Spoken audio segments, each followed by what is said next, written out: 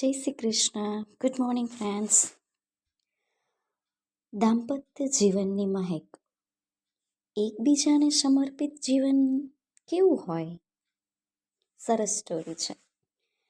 I hope આપને ગમશે. પલંગમાં સૂતા સૂતા જસવંતલાલ વિચારી રહ્યા હતા કે હાશ, આખરે આજે નિવૃત્ત થયો.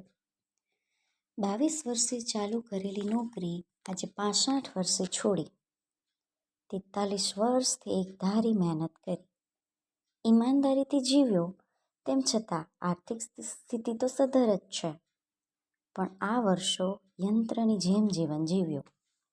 રોજ સવારે અનિચ્છાએ 6 વાગે ઉઠવાનું, 9 વાગે કામે જતા રહેવાનું અને સાંજે 8 વાગે પાછા આવવાનું. પણ હવે કાલથી તો મારી મરજી હશે. ત્યાં સુધી સૂઈશ, શાંતિથી નાસ્તો કરીશ, છાપું વાંચીશ, લાડલી પૌત્રી ચારમી સાથે ખૂબ રમીશ અને મને ગમતું વાયોલિન વાદન ફરી ચાલુ કરીશ. મારો વાંચનનો શોખ પણ પૂરો કરીશ. મિત્રોને કહીશ કે બોલો, હવે નવી શી પ્રવૃત્તિ કરવાની છે? શાંતિથી ટીવી જોઈશ, નાટક, સિનેમામાં ટાઈમ પસાર કરીશ. હાલ સ્વાસ્થ્ય સારું છે તો તે સ્વસ્થતાને ટકાવવા નિયમિત યોગ અને કસરત કરીશ. જિંદગીના હવે પછીના વર્ષોને જીવંતતાથી ભરી દઈશ. એમના વિચારોની વણથંભી વણઝારને એમની પત્ની સુશીલાના બોલાવવાથી અટકી. રૂમમાં આવતા જ સુશીલાએ કહ્યું, એ સાંભળો છો, કાલથી તમે નિવૃત્ત થવાના છો. હવે કાલથી તમારે તમારી મુજબ જિંદગી જીવવાની છે.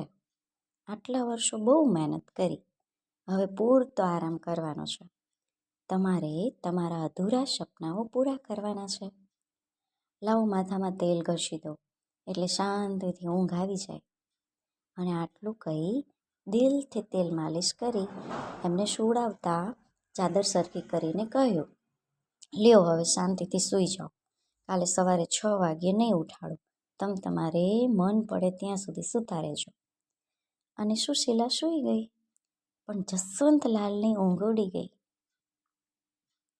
જસવંતલાલ વિચારવા લાગ્યા કે કેટલી પ્રેમાળ પત્ની મળી છે. પરણીને આવ્યા પછી મમ્મી પપ્પાની દિલથી સેવા કરી. લગ્નના 13 વર્ષ બાદ દીપકનો જન્મ થયો. એને પણ એટલા જ લાડકોડથી ઉછેર્યો. મારું પણ હંમેશા એટલું જ ધ્યાન રાખ્યું. દીપકના લગ્ન પછી પૂજા વહુ ઘરમાં આવી તો એમની પણ એટલી જ કાળજી રાખી.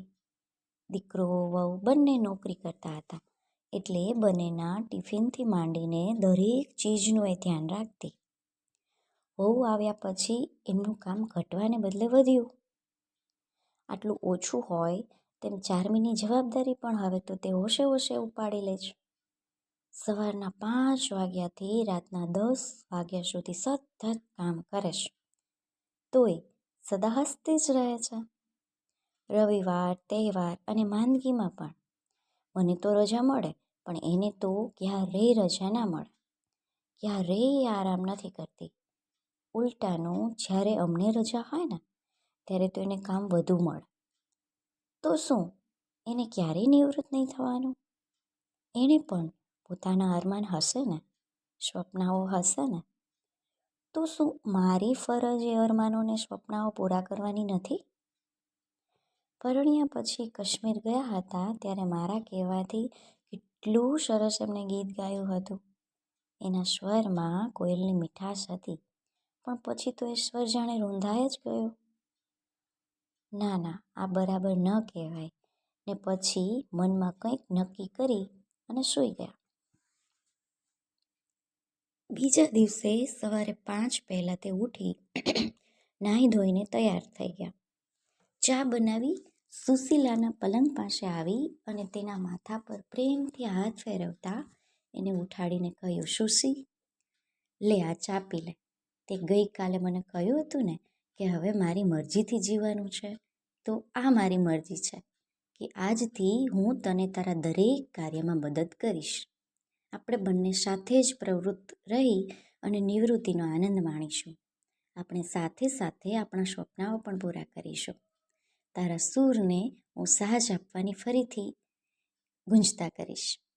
હવે તારે મનમાં ને મનમાં ગણગણાટ કરવાનું નથી, પણ દિલ ખોલીને ગાવાનું છે.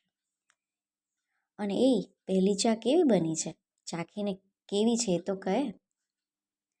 સુશીલાની આંખમાંથી ટપકતા આંસુઓ ચામાં ભળતા ગયા અને ચા મીઠી બનતી ગઈ. દાંપત્ય જીવનની સુવાસથી ઘર મહેકી ઉઠ્યું. જસવંતલાલનો હાથમાં હાથ લઈ એને પંપાળતા સુશીલાએ કહ્યું કે આ ઉંમરે પણ તમે કેટલો પ્રેમ કરો છો. તમારી હર વાત મને શિરોમાન્ય છે. હવે મારી મરજી અને તમારી મરજી એવું નહીં, પણ બધું જ આપણી મરજીથી કરવાનું. અત્યાર સુધી આપણે આપણી ફરજ પૂરી કરી અને જીવન વિતાવ્યું. દીપક, પૂજા, ચાર્મી એના માટે જેટલું શક્ય હતું બધું જ કર્યું અને હજુ પણ કરીશું. હજુ આપણા બંનેનું સ્વાસ્થ્ય સારું છે, તો હવે ઘરની સાથે થોડીક સામાજિક પ્રવૃત્તિ પણ કરીશું. તમારા સહકારથી મળેલા સમયનો આપણે સદુપયોગ કરીશું. થોડુંક બીજા માટે જીવીશું. આજકાલ બધાને ઘડપણ આકરું લાગે છે. વૃદ્ધાવસ્થાનો ડર લાગે છે. આપણે એ ડરને લોકોમાંથી દૂર કરવા પ્રયત્ન કરીશું. આપણા જ સગા, સ્નેહી, પરિચિતો અને જ્ઞાતિમાં જે ઘરમાં વૃદ્ધો છે એમને ફોન દ્વારા, પત્ર દ્વારા કે જરૂર પડે પ્રત્યક્ષ મુલાકાત દ્વારા પ્રેરણાત્મક વાતોથી એમને આશાવાદી બનાવીશું. વૃદ્ધત્વને અકારું નહીં, પણ પ્યારું બની રહે એવા વિચારોથી મઢી લેવામાં મદદરૂપ થઈશું. અને શક્ય હશે તો સમયાંતરે બધાને ભેગા કરી સારા વિચારોને આપલે કરીશું. ચાર્મી પણ હવે લગભગ 5 કલાક શાળામાં વિતાવે છે, તો એ સમય દરમિયાન થોડીક મોકળાશનો અનુભવ કરતા સારા વાંચન, સારા સ્મરણ દ્વારા જીવનને જીવંતતાથી ભરી દઈશું. પગની ધીમી ઠેસ મારી અને હિંચકા ઝૂલતા આપણા વીતેલા સમયને યાદ કરતા અલગ મલકની વાતો કરીશું. ઘરની જ બાલ્કનીમાં નાનું એવું ઉપવન રચીશું. અને હા, કદાચ બીમાર થઈશું તો એકમેકને સહારે એ બીમારીને દૂર ભગાડીશું. આપણે વેદનાને પણ વહાલ કરીશું, પીડાને પણ પોતીકું ગણીશું અને દુઃખ દર્દને દુઆઓની અસર ગણીશું. મોત આવશે તો એનો પણ બહુ જ સહજતાથી સ્વીકાર કરીશું. બંનેને સાથે ઈશ્વર બોલાવે લેતે તો અતિ ઉત્તમ, પણ કદાચ એવું ન થાય તો પણ જેનું આયુષ્ય લાંબુ હશે તે યાદોના સહારે અર્થસભર જીવન જીવશે. અને આટલું કહેતા તો સુશીલાની આંખ ભરી અને આંસુથી છલકાઈ ગઈ. પ્રેમાળ હાથે સુશીલાની આંખના આંસુ લૂછતા જસવંતલાલે કહ્યું, અરે ગાંડી, જીવન જીવવાના સમયે મોતની વાતો કેમ કરે છે? તને એક ફરિયાદ મારા માટે કાયમ હતી ને, કે હું ઈશ્વરમાં માનું છું તો મંદિરે કેમ નથી જતો, પૂજા કેમ નથી કરતો?